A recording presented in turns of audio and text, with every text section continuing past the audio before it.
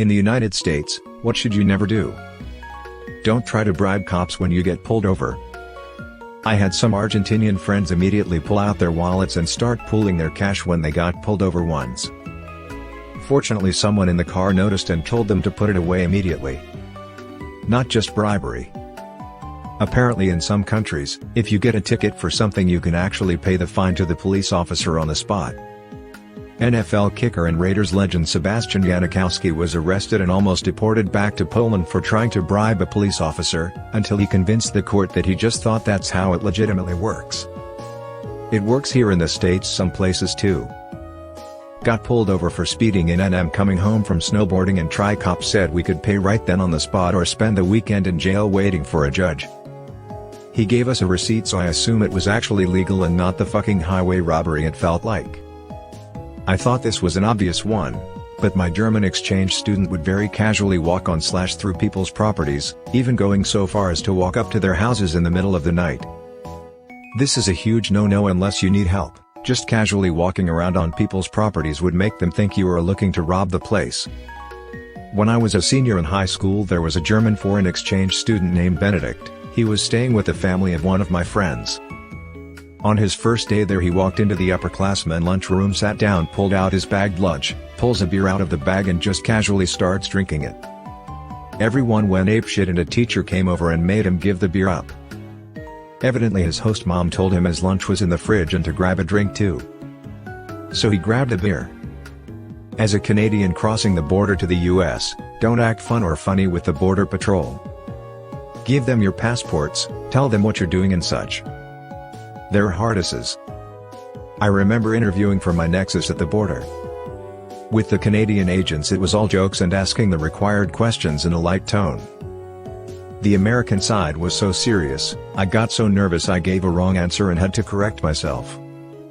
They were okay with it, but it was a huge contrast. Holy shit, I had the exact opposite experience. The US guy just wanted to talk hunting and fishing, while the Canadian had a 6 inches binder of laminated rules and explained all the ways I could lose my Nexus if I made a mistake at the border.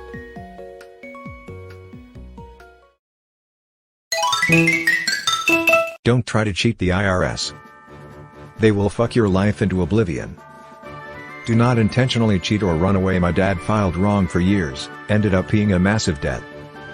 When he was told he set up a meeting to see his options, they saw how much he made and they laughed, said he could never pay it off and cancelled his debt. Never run. Just face it and you are likely to be fine. I have never done anything tax related wrong on purpose, but I have made small errors in filing a couple of times over the years. In both cases the IRS reached out to me a year or two after the fact and we quickly resolved the issues. Both times it was some silly mistake. They accepted my explanation as the truth and there was no penalty. I was asked to pay what I owed with a few dollars of added interest and that was it.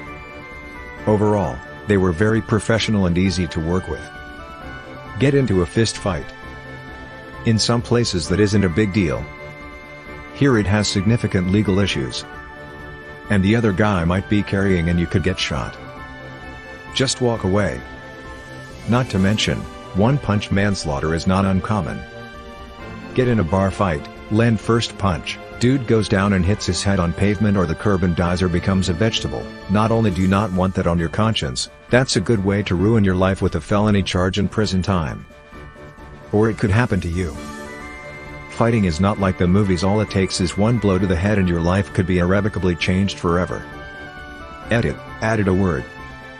I've been seeing a lot of fights at MLB stadiums on social media this season and a few of them have been pretty brutal.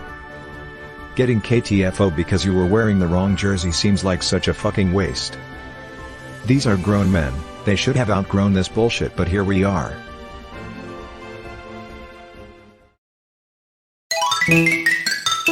Make the assumption that you know the law. Our local laws change drastically from state to state. If you buy weed, for example, it may be illegal to drive 10 miles west into another state. There is no way about it. Since marijuana is still illegal on the federal level, transporting any amount of THC, even medicinally marked packaging, is a felony. Transporting any controlled substance across state lines carries a minimum of 5-year sentence and a nice little trafficking badge on your record. to add on that even if it is legal in both states, it's still a federal trafficking charge. Are you going to be arrested for an 1/8? Almost certainly not, but technically still illegal and could really mess your life up. Assume personal space distance is the same as your country. Depends on where you come from, but Americans are stereotyped as being used to more personal space than some countries. Our Russian foreign exchange student was kinda weirded out by how far people stand apart at bus stops, etc., and was a little hurt after people scooched away from him on the bus, in class, etc., because hey, we are all friends here, so let's be breathing the same air. And then there's Scandinavians, who can't fathom why Americans get so close to each other. We're glad when this pandemic is over. Then we can go back to our 15 feet apart instead of 6 feet. Usually you should never openly drink alcohol in a public space such as the right-of-way, a park, etc. It's illegal here and getting arrested will really harsh your buzz. Not that people don't get around this by using water jugs or other opaque containers, but it might be an unpleasant surprise if you're used to more liberal drinking laws. Laughs in New Orleans. We also have drive-through service for alcohol served in styrofoam cups with a plastic lid. As long as the straw they also give you isn't piercing the lid into the cup, not an open container. Lol. But yeah, probably most everywhere else in the US it's a no-no. Edit, go figure, my most upvoted comment on all of Reddit is about drinking in public and drive-through daiquiri shops. God, I love being from New Orleans. Walk up to a cop car when they pull you over. Hey, buddy. Slams open hand on fender. What did you pull me over for? Why you have to be mad? It's only game. I'm a simple man. I see Bryzgalev, I upvote. Well, now I know his name.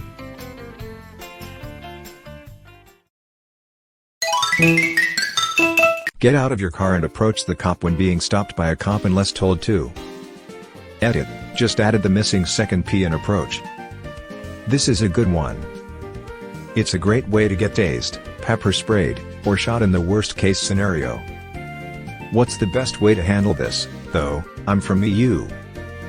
Stop car, turn on emergency indicators/blinkers. Turn on cabin lighting, roll front windows down and place hands on wheel.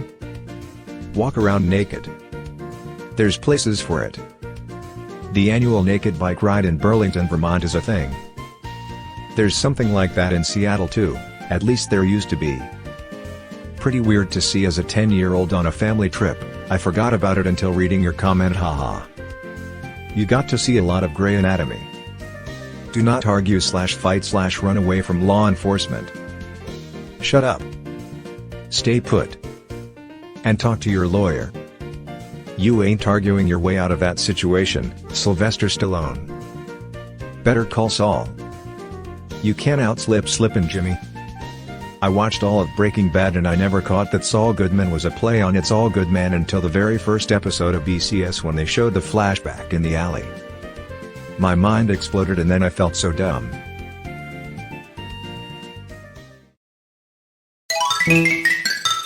Don't misunderstand the massive scale of the country. You will not be able to visit Vegas, Disney World, and the Statue of Liberty in a single one-week trip without taking several planes. The 48 contiguous United States is nearly twice the size of the EU, by area. It is fucking massive and a lot of shit is really far apart. In some states, you can drive for 8+ hours and not leave the state. Like, we have states the size of some other countries. I have a friend from America who thought she was going to visit me in Santa Barbara and I would just drive her to have dinner with her friend in San Diego, then out to Vegas for the night. That's an East versus West thing. In the Northeast it's fairly doable to start the day in Boston, spend most of the day in New York, then spend the night in Philly. Doable, yes. Enjoyable? Debatable. That's still a lot of miles. You can't leave your baby unattended while shopping, etc. Like in some Scandinavian countries, you'll get arrested. Wait, you can do that in some places? Like I wouldn't necessarily be worried about my baby being stolen, but they're basically little suicide machines. Now I know the inspiration behind the game Who's Your Daddy? Not to mention you'll probably end up with a missing baby. Ozzy found out that you never pee on the Alamo. I believe Ozzy is still banned from San Antonio because of that Lamau. He donated $10,000 to the Daughters of the Republic of Texas and apologized in 1992. The ban was then lifted so he could play a show. Texans will literally shoot your ass if you do that. Saw you in another thread. Hope your mom's breast cancer goes away.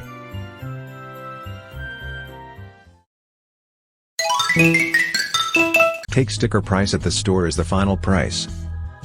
Tax is calculated at the register because it varies by city/county/state etc. Edit. Hey, thanks guys. I think this is my first award. Come to NH, or the other states with no sales tax. The price on the sticker is the price you pay. Nice. I'm pretty stuck on California though. Why not put the tax on the sticker? I understand if small stores don't bother, but is it like that everywhere?